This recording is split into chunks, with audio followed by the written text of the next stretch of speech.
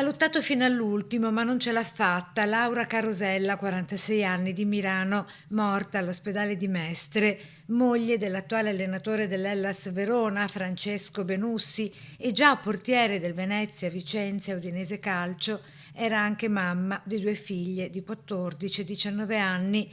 Si è spenta per morte cerebrale nelle ore successive al frontale con una multipla condotta da un 53enne di Portoviro, rimasto ferito ma non in pericolo di vita.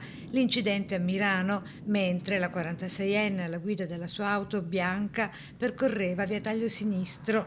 Profondo il cordoglio della comunità. La vicinanza alla famiglia e agli amici a nome del primo cittadino di Milano, Tiziano Baggio. È una famiglia molto conosciuta a Milano, la mamma, il papà e lei che è nata a Milano, vissuta a Milano, insomma. Quindi è una persona molto conosciuta, solare, e è successo così purtroppo. Stava tornando dal lavoro, stava andando verso casa.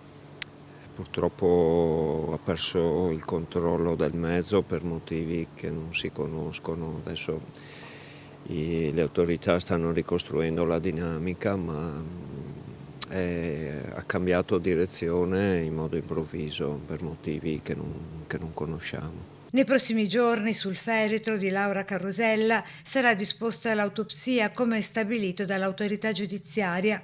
Assisteva i genitori malati, era un periodo di forte stress, abbiamo condiviso la vita fin da ragazzi, adorava le nostre figlie, scrive il marito Benussi in un post.